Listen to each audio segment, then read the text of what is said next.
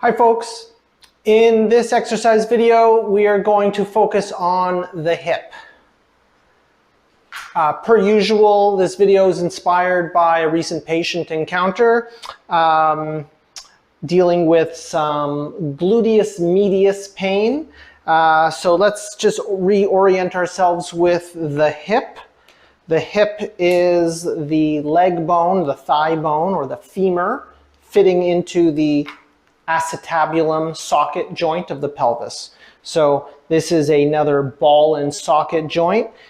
Similar to the shoulder ball and socket, the hip joint has big range of motion, and so there is a lot of ways to train the hip joint itself and the musculature involved in the hip. So the patient in particular is dealing with pain on the lateral or outside of the pelvis here. So as you can see, all this brownish red musculature is showcasing the gluteus medius muscle, which runs from the pelvis here to the hip.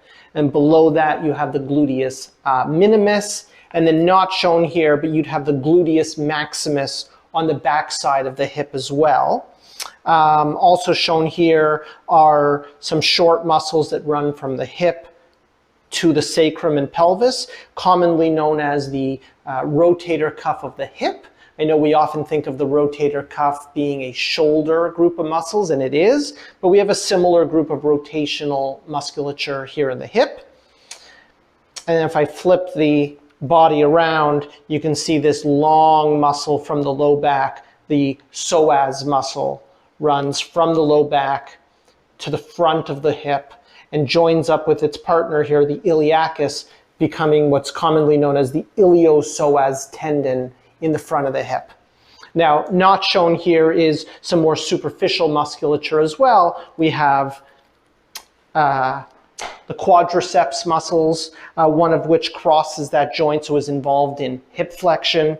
We have, of course, hamstrings behind the thigh, and we have adductors or inner thigh muscles on the inside of the thigh. These are all going to be muscles that we want to stretch, strengthen, and of course we want to enhance our functional ability and range of motion in our hip. Just a short disclaimer about this and any of the videos that you might be seeing me talk about.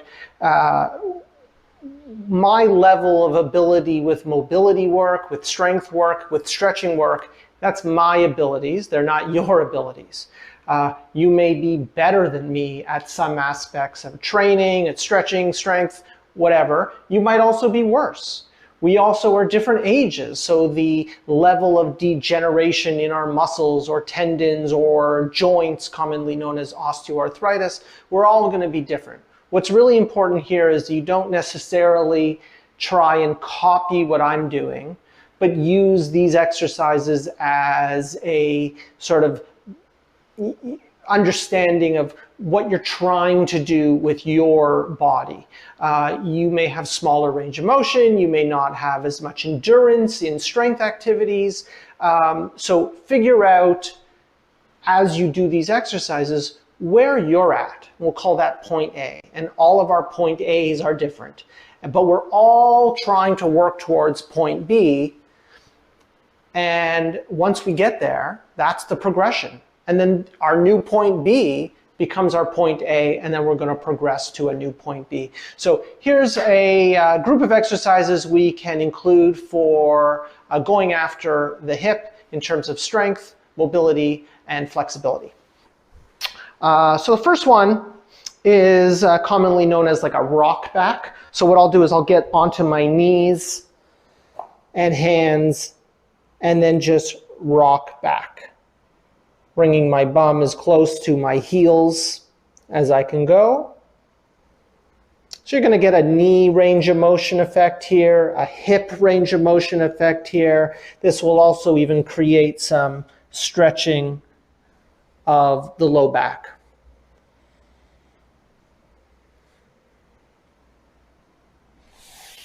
So I started in sort of a hip width apart knee position. but I can also open up those knees a little bit. Sometimes we call this like the frog position. And then what I'll do is I will do rock backs with this wider knee and hip position.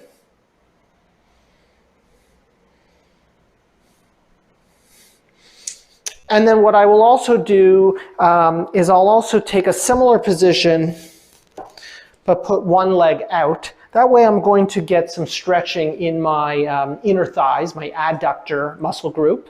And again, I will just do some rock backs from this position.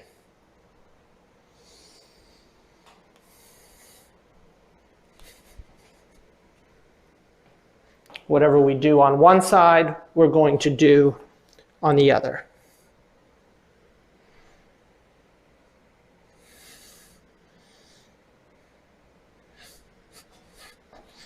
This wouldn't be a hip mobility exercise video if I didn't mention hip cars. So let's get some quadruped hip cars involved.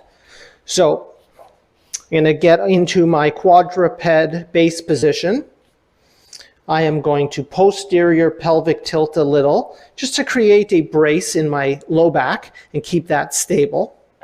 And with my left hip, I'm going to move into hip extension and then rotate that hip around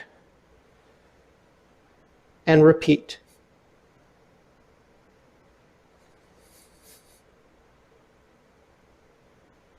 And then what I'll do is I'll hover here for a moment and I will go the other direction.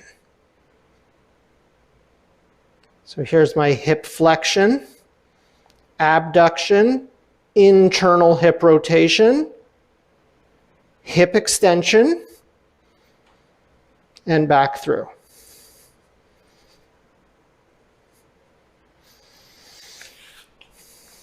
We can do hip cars standing in the all four position. We can even do hip cars lying down. So here's my left hip into hip flexion, hip abduction, internal hip rotation, hip extension, and back through, and back the other way.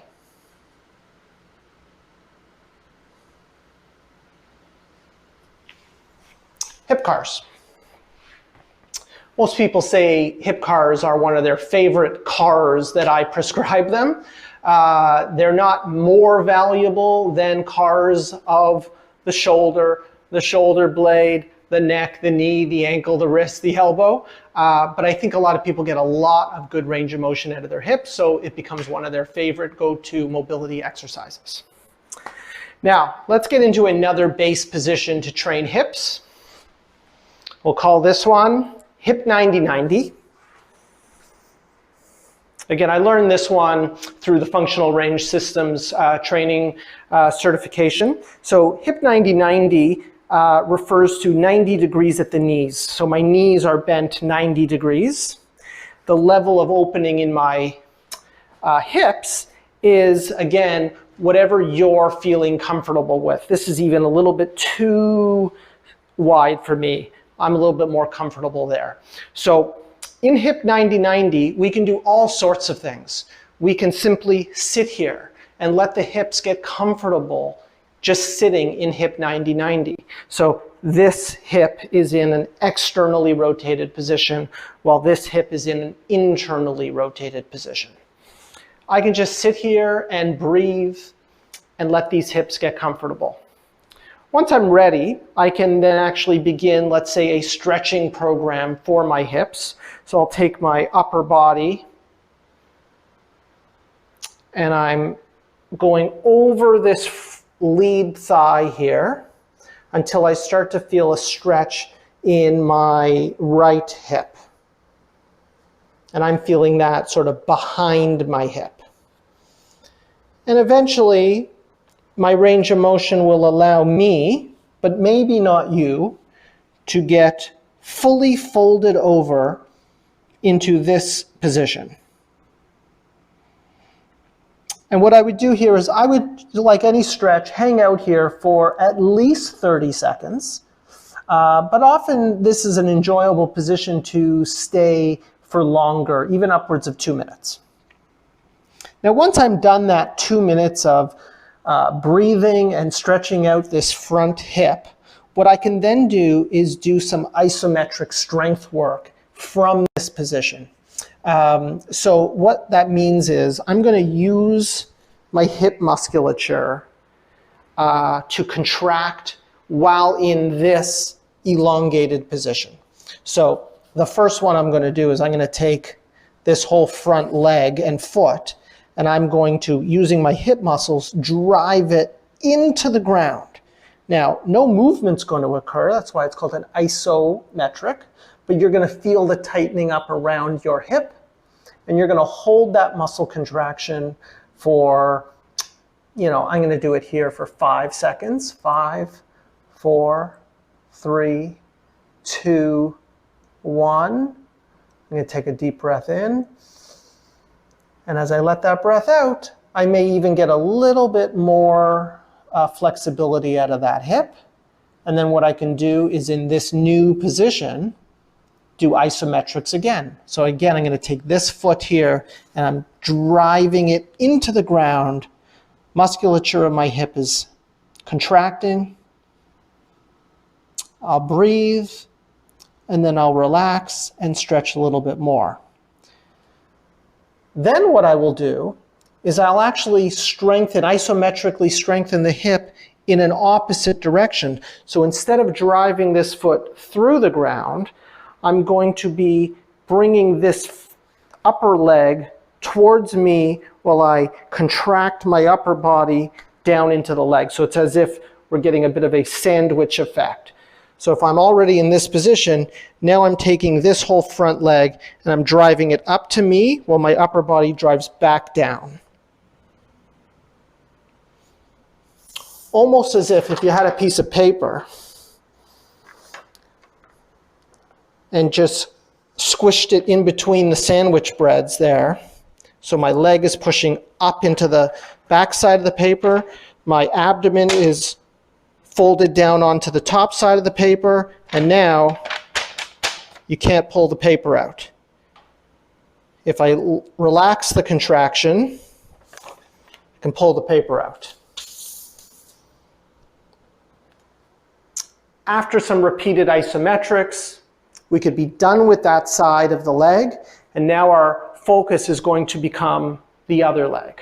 So we're going to leave this leg aside, and now we're going to work on the internally rotated hip over here. So same idea, we want to stretch that hip joint. So what I'm going to do is I'm basically just going to lean into this internally rotated hip. Now, internal hip rotation is a range of motion of the hip joint that we tend to lose first. So if we're starting to lose range of motion out of our hip, internal rotation may be one of those ranges that you're not comfortable with. And if you're not comfortable in this position, I will show you other ways to stretch internal hip rotation, to strengthen the internal hip rotation movement. So if this one's not comfortable, this is one of those exercises where you just might not be ready for this one at this present time. But I am leaning into this hip, again, 30 seconds, 90 seconds, 2 minutes. And then what I'm going to do is I'm going to isometrically strengthen this position. So again, I'm going to use my foot and I'm going to drive it into the ground to create muscle contraction around my left internally rotated hip. I'm going to hold that for 5 seconds, and then I'm going to breathe. And on my last breath, I may even be able to steal a little bit more lean into that hip joint and get a little bit more range of motion. So that was contracting and driving my foot straight down into the floor, and you will feel the musculature light up around your hip. Now, just like we did on the externally rotated hip, in the internally rotated hip, we're also going to train isometrically the other direction. So now it's as if I'm going to want to create more internal rotation. So what I'm going to do is almost like I'm rotating this thigh into more internal rotation. Or you can think of it as I'm driving my knee into the floor. Hold, hold, hold. You're breathing. And then let's say after a 5-second isometric hold, you breathe out and you let that muscle relax. Maybe you can lean into it and get a little bit more range of motion. And you can rinse and repeat however many repetitions you're feeling up to in this one moment. So we have the stretch, we have the isometric strengthening positions. Now, of course, we want to turn this hip, which is externally rotated, into an internally rotated hip. And we want to take this internally rotated hip and we want to rotate it into an externally rotated position. So this is what we call the hip 90-90 transition. I'm going to work on being able to move this hip without this one moving. So this one is going to stay pinned to the ground. I'm going to use some full body strength here as I mobilize my left hip as far as I can get it, and this is work. And then when I'm at my maximum there, now my right hip is going to rotate. Now I'm in what is sometimes referred to as a bear sit, not a Berenstein sit, just the bear sit. And now I'm going to internally rotate this hip while this one externally rotates. And now I'm in hip 90-90, just simply the other way. And I would do everything we just did, but from this new base position. So that's hip 90-90. So those are some really good getting started with mobility work for the hip joint itself, warming it up, and then getting into some strength and stretching work. Now, let's do some other hip exercises that you may be a little bit more familiar with. So for instance, if the glute medius muscle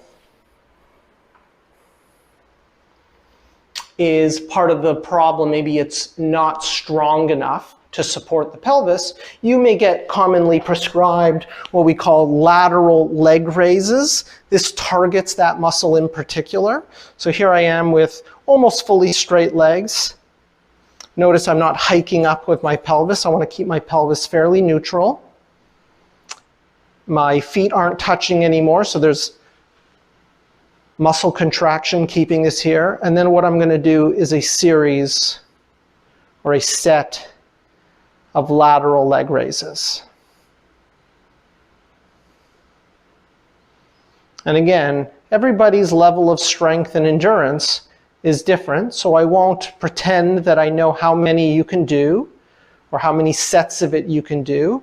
But a good starting point might be, a couple sets of 10 repetitions per side.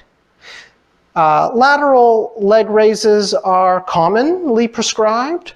Here's another one for that same muscle group. It's commonly referred to as the clam shell. Now my feet stay together, but my knees are separating as that muscle helps abduct and rotate that hip.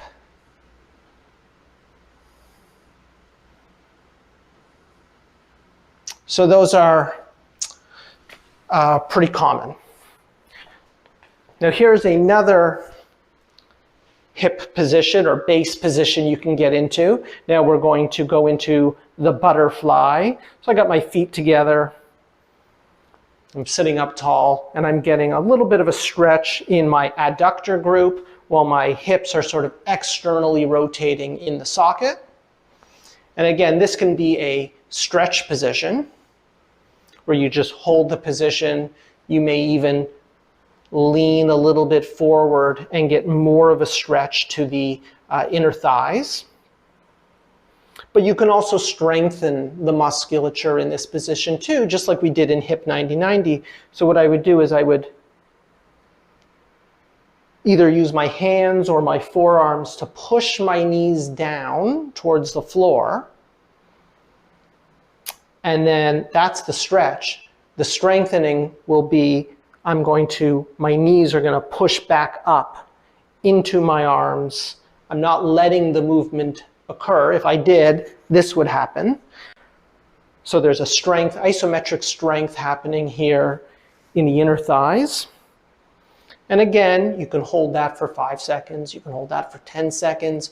You can push harder. You can push less hard. This is all, person specific.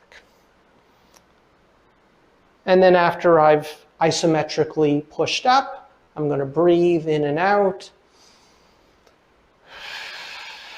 and let that stretch out. And then what I'll do is I'll use the other side of my hips to actively pull my knees closer to the ground. So now I'm strengthening on other muscles to try and increase the butterfly position. And again, I can go 5, 4, 3, 2, 1, pin them in that position and relax.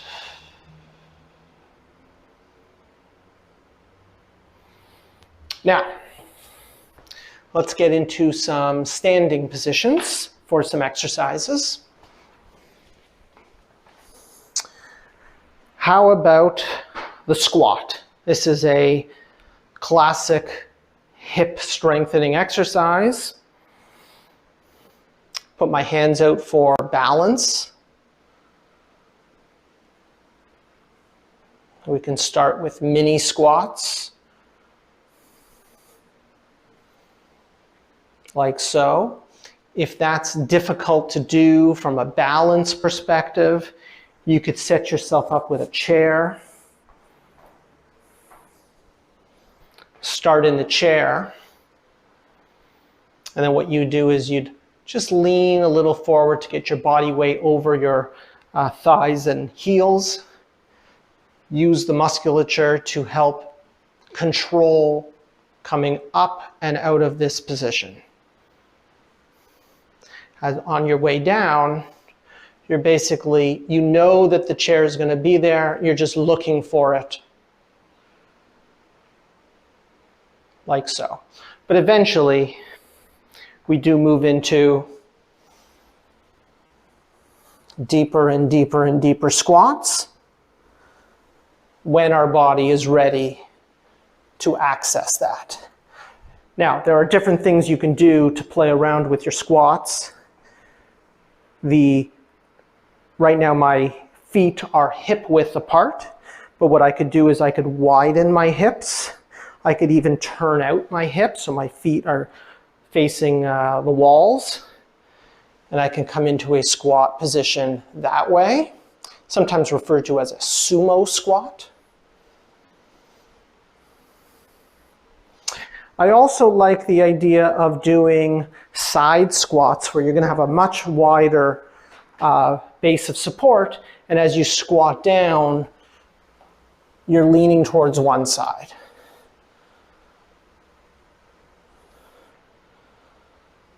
Like so. Sometimes there's value in not coming up, but just transitioning over.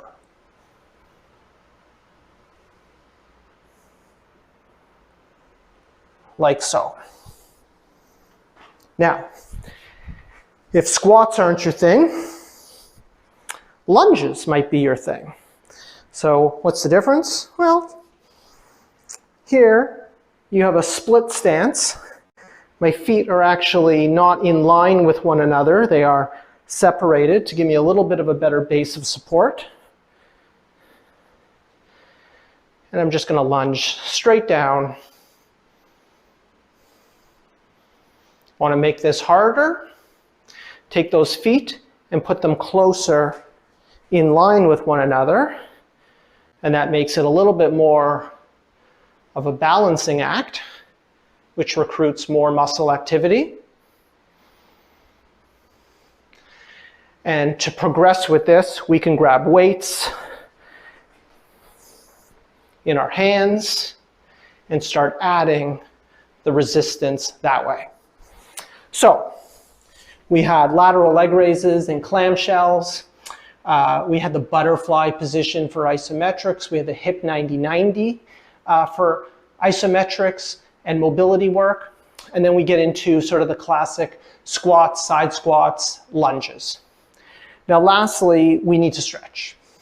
So we always want to finish off an exercise routine with some stretching. So I'm going to stretch glutes by drawing my knee to my chest and spending at least 30 seconds relaxing my body and breathing into this stretch.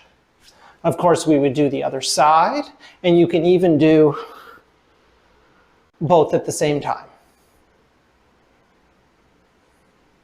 Now, additionally, we can take that hip into external hip rotation.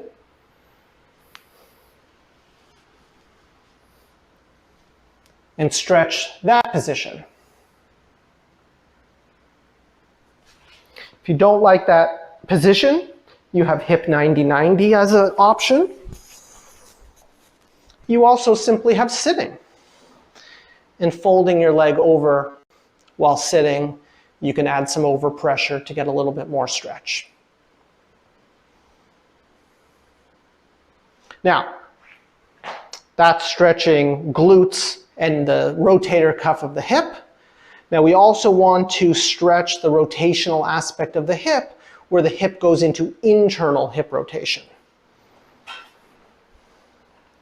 So again, there's lots of different ways to set up for that, and hip 90-90 is one of those options. But for a lot of people, hip 90-90 is just not accessible because of the range of motion they currently have available in their hip.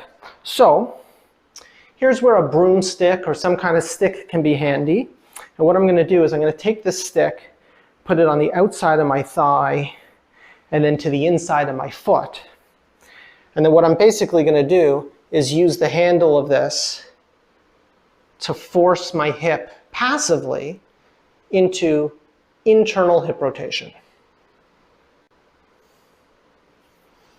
So I'm feeling like a pretty decent amount of stretch there. Now again, when I assess your hip, I may find that you don't have a lot of hip internal rotation.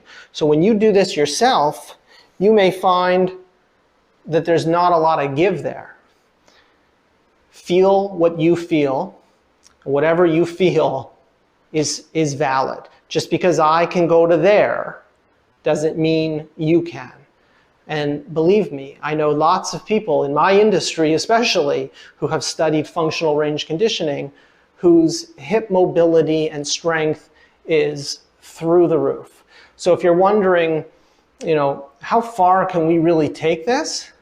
I can show you examples beyond just myself of the incredible amount of mobility and strength that can be achieved with a little fundamental understanding of what we're trying to do.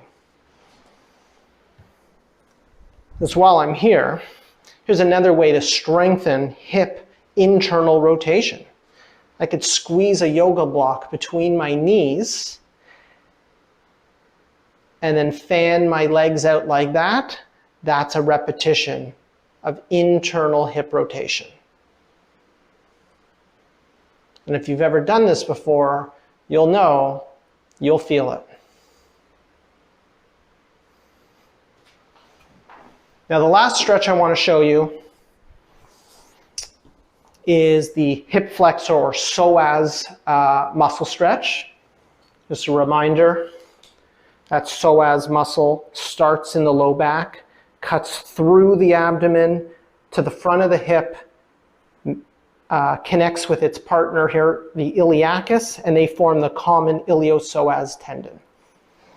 So this is both an important hip muscle, but it's also an important back muscle. So if there's ever one to not skip, this might be the one. So for the psoas muscle, want to get into a kneeling position. Now here's an important part of it.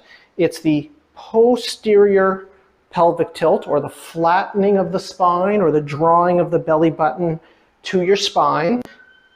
And then you hinge forward at your knees until you feel a stretch in the front of your hip there. Now this doesn't have to be a balancing exercise. You can do this near something you can hold on to. And again, we want to be at least 30 seconds.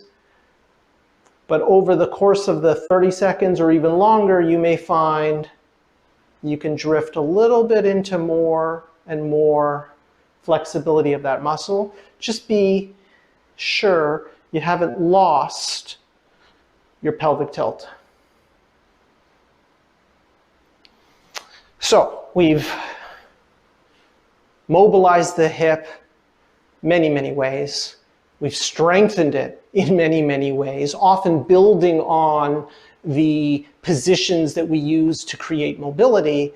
And then we've got some traditional strength exercises like squats and lunges. In fact, I shouldn't forget, here's another common hip strengthening exercise. Again, I would put my posterior pelvic tilt on here, and here's the glute bridge. You're going to train your hamstrings and your glute max.